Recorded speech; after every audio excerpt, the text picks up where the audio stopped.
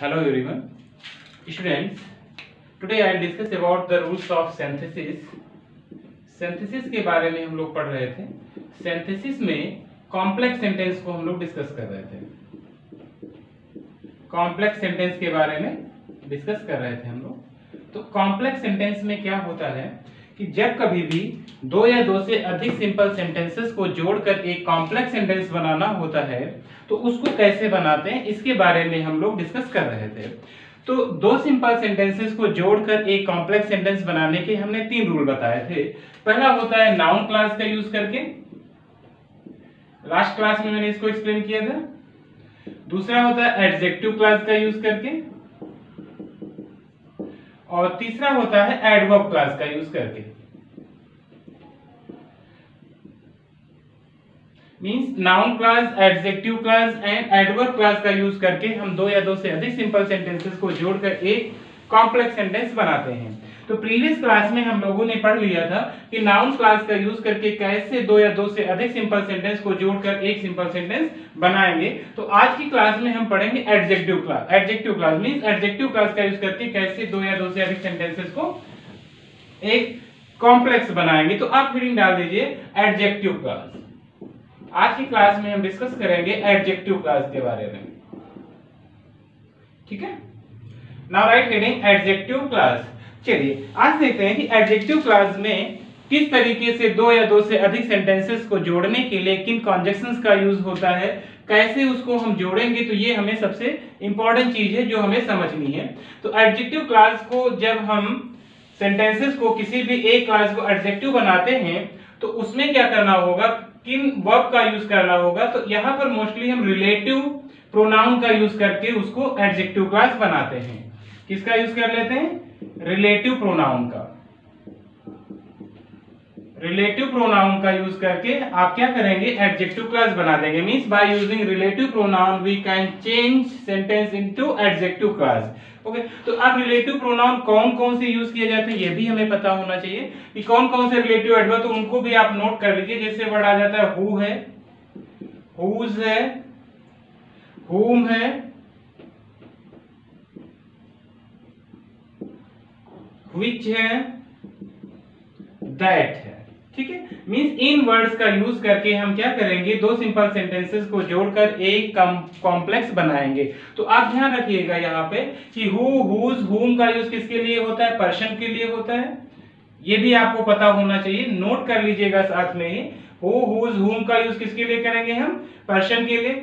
Which का use किसके लिए करते हैं, नॉन लिविंग थिंग के लिए करते हैं. यदि कोई नॉन लिविंग थिंग है, ठीक है, या फिर एनिमल है, उसके लिए व्हिच का यूज करेंगे. दैट का यूज हम लिविंग और नॉन लिविंग दोनों के लिए कर सकते हैं. Living plus non living. ठीक है. लिविंग या नॉन लिविंग दोनों के लिए हम दैट का यूज करते हैं. तो ये कॉन्सेप्ट आपका क्लियर होना चाहिए कि हु, हुज, हुम.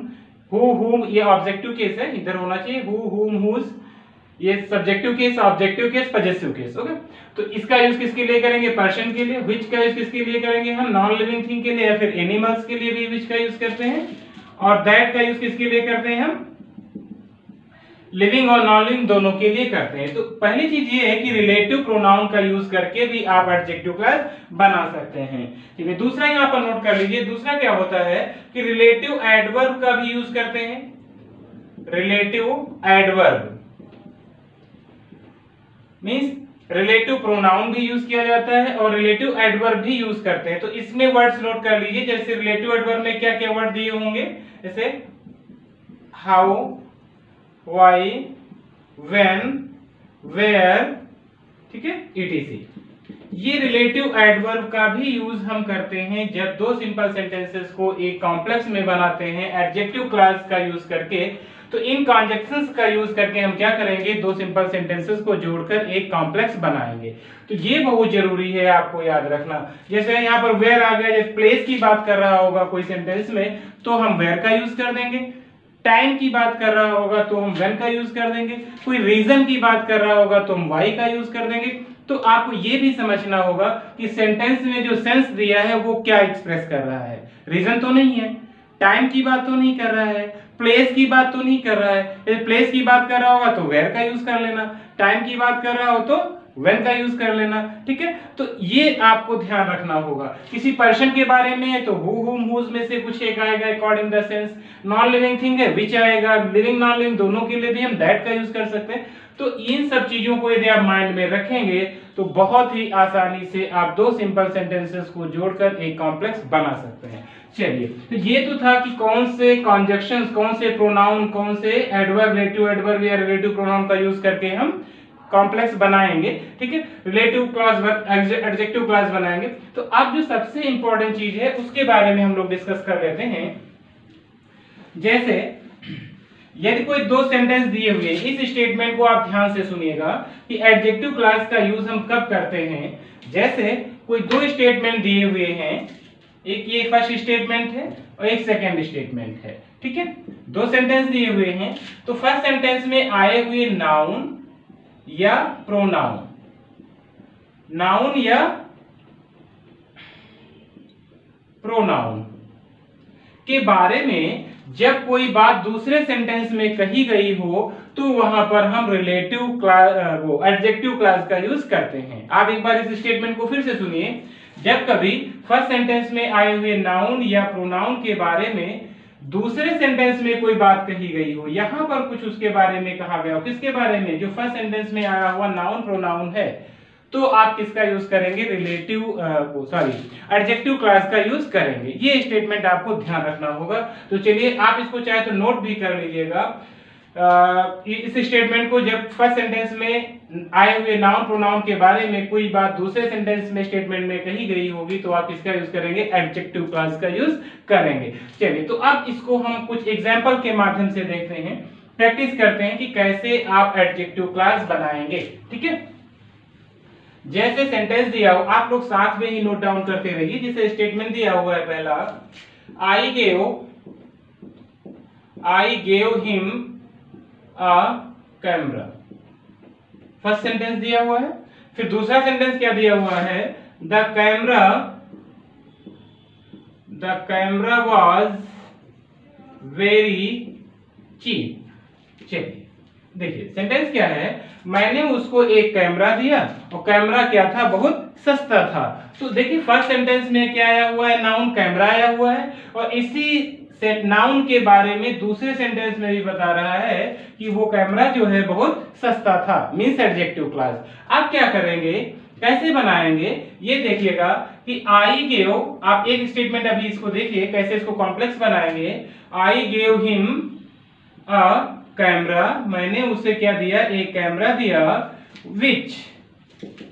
विच वॉज, अब इसको हटा देंगे क्योंकि ये तो रिपीट हो रहा है ना, which was very cheap, which was very cheap, जो कि क्या था, बहुत ही सस्ता था। अब देखिए यहाँ पे कैमरा आया हुआ था, तो जो विच यूज हमने किया है, जो एडजेक्टिव क्लॉज बनाने के लिए विच का यूज किया है, वो किसके लिए आया हुआ है, कैमरे के लिए आया हुआ। तो आपको ये भी ध्यान रखना होगा, जो एंटीसीडेंट वर्ड आया होगा उसी के जस्ट बाद क्या करेंगे, आप प्रोनाउन का यूज करेंगे। रिलेटिव प्रोनाउन का यूज कहां करेंगे, जिस नाउन को रिफर कर रहा है, जैसे कैमरे के लिए यूज हो रहा है, तो आपको ये जरूर ध्यान रखना होगा कि जिसको रिफर कर रहा है उसी के जस्ट बाद आप उस कॉन्जक्शन का यूज करिए, उस प्रोनाउन का या रिलेटिव एडवर्ब का यूज करिए जिसके लिए वो यूज किया गया हो। तो I give him a camera, मैंने उसे एक कैमरा दिया, विच, तो विच किसको रिफर कर रहा है, कैमरे के लिए है ना, जो कि was very cheap, तो क्या चीप था, कैमरा था ना, तो ये कैमरा को रिफर कर रहा है, इसलिए इसको हमेशा कहां रखेंगे, जस्ट इसके बाद रखेंगे। ये एंटीसीडेंट पोजीशन कहलाती है, मीन जिसके लिए यूज किया गया जस्ट उसके बाद इसको राइट करना चाहिए। तो इसमें नॉन लिविंग थी, इसलिए हमने किसका यूज कर लिया, विच का यूज कर लिया। तो अब इसमें डाउट नहीं होगा आपको, एक बार फिर से रिपीट करिए, I give him a camera, the camera was very cheap, मैंने उसे कैमरा दिया, कैमरा बहुत सस्ता था, तो I give him a camera, जो कि बहुत सस्ता था, ठीक है। चलिए नेक्स्ट सेंटेंस देख रहे हैं। जैसे सेंटेंस दिया हुआ है, दिस इज द स्कूल, ये वही स्कूल है, this is the school, I was taught here in my childhood. देखिए, I was taught here in my childhood, जहां मैं अपने बचपन में पढ़ा करता था।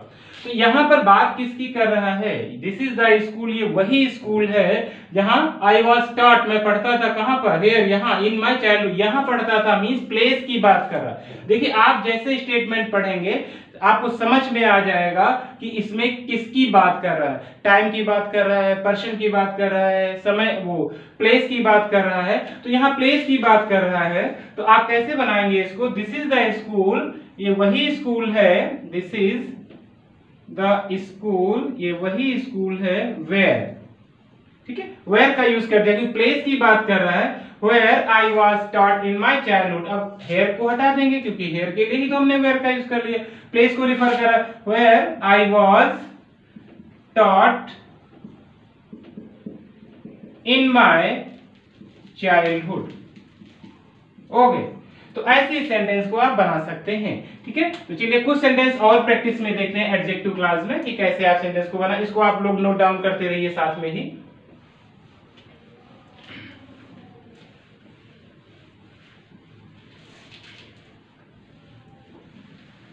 नेक्स्ट सेंटेंस नोट करिए। ये सेंटेंस दिया हुआ है, द मैन, सेंटेंस लिखिए, the man was caught, the man was caught, आदमी पकड़ लिया गया था। Full stop, he stole my pen. चलिए, वह आदमी, द मैन का सेंस क्या होगा? वह उस आदमी से होगा, तो वह आदमी पकड़ लिया गया था। ही स्टोल माई पेन, उसने मेरा पेन चुराया था। तो देखिए यहाँ पर मैन की बात कर रहा है, पर्सन की बात कर रहा है। तो अभी मैंने बताया था जब कभी पर्सन की बात करेगा तो वहां पर हम कनेक्टिंग वर्ड किसका यूज करेंगे? हु का यूज करते हैं, हुज का यूज करते हैं, हुम का। तो यहाँ ये सब्जेक्टिव फॉर्म में आया हुआ है, तो किसका यूज कर देंगे? हु का यूज कर देंगे। ठीक है, तो ऐसे, और जिसके लिए यूज होगा जस्ट उसी के बाद भी लिखना, ये भी एक शर्त है। तो द मैन कैसे लिखेंगे? देखिए ये जो हु आएगा किसके लिए आएगा? मैन के लिए आएगा। तो आप जस्ट इसी के बाद लिखेंगे, अदरवाइज आपका सेंटेंस रॉन्ग हो जाएगा। आप ऐसा नहीं कि अब यहाँ पे आए हैं पूरा सेंटेंस लिख लें, the man was caught who stole my pen, तो आपका सेंटेंस रॉन्ग हो जाएगा। एंटीडेंट फॉर्म में भी लिखना है आपको, द मैन हु, वह आदमी जिसने। अब यहाँ हु का सेंस कौन से नहीं निकलेगा, आप लोग इसको कौन मत सोचिएगा। ठीक है, अब ये किसका सेंस देगा? जिसने देगा। ठीक है, और जब ऑब्जेक्टिव फॉर्म में आ जाएगा तो जिसको देगा। जब हुम का यूज करेंगे तो जिसको, और जब हुज का यूज करेंगे तो जिसका, ये समझिएगा आप। ठीक है, द मैन हु, वह आदमी जिसने क्या किया था? स्टोल माई पेन, चुराया था मेरा पेन। स्टोल माई पेन, चुराया था मेरा पेन। पेन वाज कॉट, पकड़ लिया गया था। ऐसे आप इसको बना देंगे, वाज कॉट। ठीक है, तीन फॉर्म में मैंने कर लिया इसको। पहला द मैन, फिर कॉन्जेक्शन लगा दिया, मैन के लिए यूज किया गया है। स्टोल माई वाज, चुराया था मेरा पेन। वाज कॉट, पकड़ लिया गया था। ठीक है, आसानी से आप सेंटेंस को बना सकते हैं, किसी प्रकार की आपको दिक्कत नहीं होगी, बस थोड़ा सा प्रैक्टिस करने की जरूरत है। चलिए नेक्स्ट सेंटेंस देखते हैं। जैसे सेंटेंस दिया हुआ है, ही was weeping, वह रो रहा था।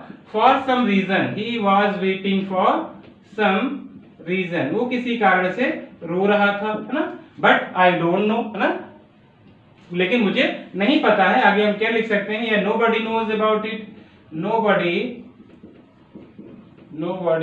knows it, इसको कोई आदमी नहीं जानता है। या nobody knows the reason कर देते हैं ताकि हम इजीली बना सके। nobody knows the reason। चलिए देखिए, सेंटेंस कह रहा है he was weeping for some reason, वो किसी कारण से रो रहा था। nobody knows the reason। ठीक है, तो nobody knows was आया है बेटा, तो यहाँ पे हम knows नहीं राइट करेंगे। ठीक है, क्योंकि हमारा फर्स्ट सेंटेंस पास्ट में है।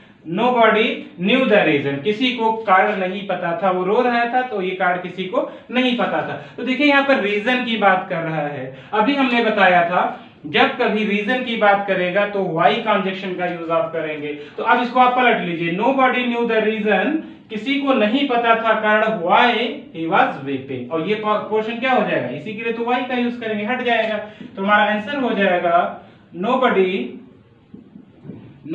knew the reason why। देखो why रीजन के लिए यूज हुआ, इसीलिए तुरंत रीजन के बाद आ गया, ये भी आप समझिएगा। व्हाई ही वाज वीपिंग, कि वो क्यों रो रहा था। ये कॉन्सेप्ट आपको समझना होगा। Nobody knew the reason why he was weeping, ये किसी को नहीं पता था कि वह क्यों रो रहा था। ठीक है, तो ऐसे सेंटेंसेस आप आसानी से बना सकते हैं, आपको किसी प्रकार की प्रॉब्लम नहीं होगी, बस थोड़ा सा प्रैक्टिस जरूर करिएगा इसको। चलिए कुछ सेंटेंसेस और हम लोग प्रैक्टिस में देखते हैं, क्योंकि डिफरेंट टाइप्स के सेंटेंस होंगे और कभी कोई कॉन्जक्शन, कभी कोई कनेक्टिंग वर्ड यूज होगा, कभी रिलेटिव प्रोनाउन, कभी रिलेटिव एडवर्ब। तो ऐसे सेंटेंस को समझने के लिए सबसे इंपॉर्टेंट चीज है कि आप प्रैक्टिस जरूर करते रहिए। सेंटेंस लिखिए मेरे साथ, they will go to Agra, वे आगरा जाएंगे। आप they will go to Mumbai भी लिख सकते हो, आपको मुंबई पसंद हो तो। ठीक है, they will go to Agra, full stop, I do not know the time. चलिए यहां पर देखिए, फिर से हमने डिफरेंट सेंटेंस ले लिया। कह रहा they will go to Agra, वे आगरा जाएंगे। I do not know the time, मुझे समय नहीं पता है। तो टाइम की बात कर रहा है इस सेंटेंस में। तो अभी मैंने बताया था, जब कभी किसी सेंटेंस में टाइम की बात कर रहा होगा तो आप क्या यूज करेंगे, रिलेटिव एडवर्ब व्हेन का यूज करेंगे। तो आप क्या लिख दोगे, आई डोंट नो, मुझे नहीं पता, है ना। आई डू नॉट नो, मुझे नहीं पता, व्हेन। ठीक है, I do not know, मुझे नहीं पता, when they will go to Agra, when they will go to Agra, कि वे आगरा कब जाएंगे। देखिए आसानी से सेंटेंस बन गया। हमने बस सेंस जरूर समझिए कि उसमें किसके बारे में बात कर रहा है। प्लेस है, टाइम है, रीजन है, ठीक है, किसी पर्सन के बारे में बात कर रहा है। तो आप जहां ये सेंस समझ जाएंगे आपको कोई दिक्कत नहीं होगी। एक सेंटेंस और देखते हैं। चलिए सेंटेंस दिया हुआ है, I saw a boy, मैंने एक लड़के को देखा, full stop, the boy was blind, लड़का क्या था, अंधा था। ठीक है, I saw a boy, मैंने एक लड़के को देखा, the boy was blind, किसमें बदलना है इसको, कॉम्प्लेक्स में। आप समझिए, आप लोग इसको यहाँ पर ये सिंपल कहता बनाने के लिए दो सेंटेंस दिए हैं, तो आप क्या करते, एडजेक्टिव का ही रूल फॉलो करते, क्या कर लेते, आई सा अ ब्लाइंड बॉय, ये आपका इजीली बन जाता। लेकिन यहाँ पर आपको सिंपल नहीं बनाना है, बनाना क्या है, आपको इसको कॉम्प्लेक्स बनाना है। ठीक है, तो यहाँ पर बॉय की बात कर रहा है और बॉय किसमें, पर्सन में आता है। और पर्सन के लिए मैंने क्या बताया कि हु का यूज करेंगे, बहुत इजी है। कैसे लिख देंगे इसे हम, आई सा अ बॉय हु, है ना, हु किसके लिए, बॉय के लिए, हु वाज ब्लाइंड, जो कि अंधा था। देखिए कितना इजीली आप सेंटेंस को बना लेंगे, हु वाज ब्लाइंड। ठीक है, मैंने एक लड़के को देखा जो कि क्या था, जो कि आएगा, यहाँ पर क्या आएगा, जो कि, इसका सेंस जो कि आएगा। ये ध्यान रखिएगा, जो कि, जिसने, जिसको, ये सेंस निकलता है जब बीच में कंजक्शन के फॉर्म में यूज हो जाता है। तो ये भी आपको ध्यान रखना होगा। तो आई सा a boy who was blind, मैंने एक लड़के को देखा, लड़का जो कि क्या था, अंधा था। ठीक है, तो आसानी से आप इसको बना सकते हैं। ठीक है, आपको कोई प्रॉब्लम नहीं होने वाली ऐसे सेंटेंसेस को बनाने, बहुत इजी है। एडजेक्टिव क्लास बिल्कुल टफ नहीं है। ठीक है, चलिए एक दो सेंटेंस और देख लेते हैं इसके। जैसे सेंटेंस दिया हुआ है, he is the man, full stop, he is the man, ये वही आदमी है। he has criminal charges,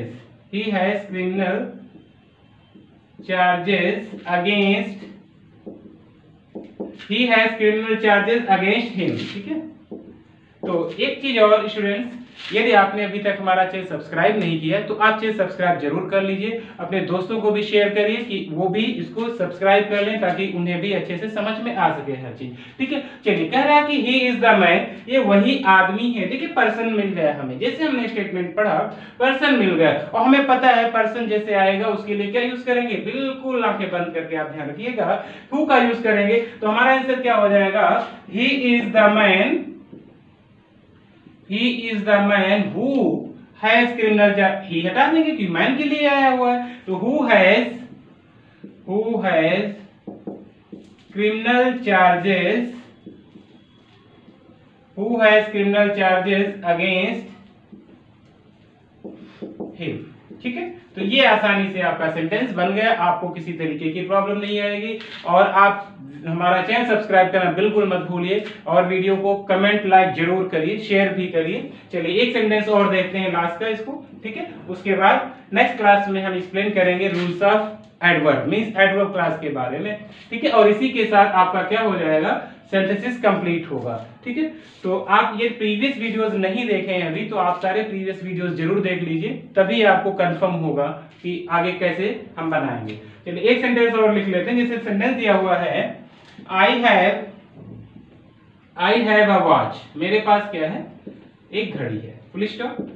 the watch gives correct time, the watch gives correct time, ठीक है। मेरे पास एक घड़ी है, द वॉच गिव्स, तो यहां पर भी वॉच है, फिर वॉच के बारे में बात कर रहा है, तो वॉच क्या है, नॉन लिविंग थिंग है। तो आप लोग इसको सेंटेंस को बनाएंगे कॉम्प्लेक्स में और कमेंट बॉक्स में कमेंट करके बताएंगे कि इसका राइट आंसर क्या होगा, ठीक है। ये आप सभी लोगों के लिए सेंटेंस है, I have a watch, the watch gives correct answer. तो आपको ये वीडियो कैसा लगा आप लोग जरूर कमेंट बॉक्स में कमेंट करके बताइए और वीडियो को शेयर लाइक कमेंट करना बिल्कुल मत भूलिए। Thank you so much for watching this video.